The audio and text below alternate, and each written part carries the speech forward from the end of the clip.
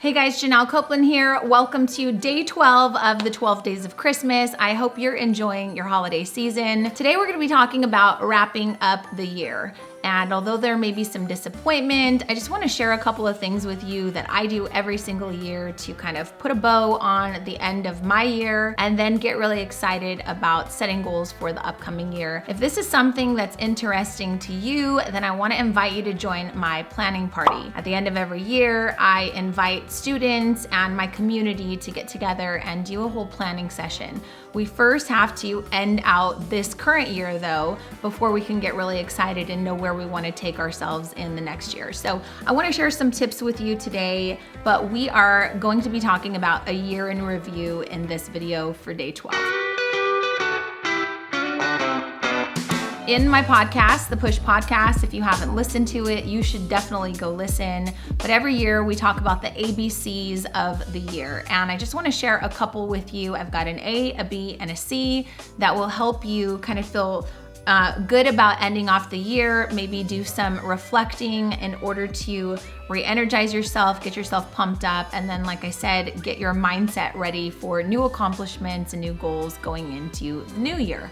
So let's start with A, and the A stands for acknowledge. What things do you need to acknowledge that might have happened the whole year in 2022 that you either need to move on from, you need to accept, you need to come to grips with? What things can you acknowledge about your accomplishments? What have you achieved this year? What things do you want to acknowledge around maybe your habits, how you're showing up, your relationships? Maybe it's around your finances. Maybe you've got some things that you're doing that are not necessarily moving you closer to goals that you want. So acknowledgement, I think, is kind of about responsibility. And I think it's a powerful word for you to be able to reflect on your year, see what things you need to acknowledge, and then see how you can move forward in the upcoming year and be just a better person and set better goals for yourself. Maybe it's around habits. I shared in the last video, this year I really want it to be the healthiest year of my life. And so acknowledging why I want to do that, acknowledging what my current habits are that are not helping me to be the fittest or the healthiest person that I am, will really help me set better goals moving forward to make sure that I bring that goal to life in the next year. So acknowledgement is the first step. The next one is B for build. What things did you build this year? Did you build great marketing plans? Did you build great processes in your business? Did you build strong relationships with your community, with your friends, with your family, with your kids? I think the word build can kind of tie into anything. It can be around building better awareness. It could be about building boundaries, building confidence, building better habits, building a better mindset. So many things can come from build. What bad habits did you build? Maybe you got a little lazy this year. Maybe you built some habits of watching trash TV or whatever it is. Whether you're building in a positive way or building in a negative way, I think is something that helps us reflect to see, again, where we want to go and how we want to improve in the upcoming year. The C stands for cut.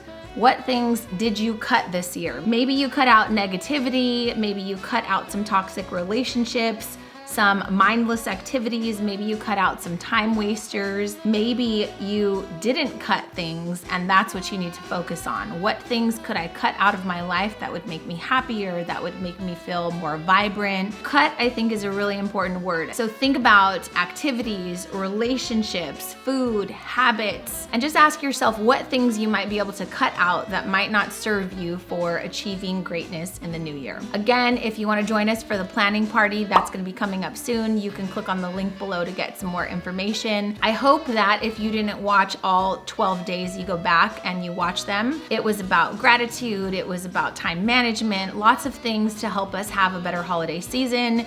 And more importantly, to help us do some reflecting right now. So that way, when we get into the new year, we're not repeating bad habits and we are setting ourselves up to win. So thanks so much for being here. Let me know in the comments which day stood out to you the best.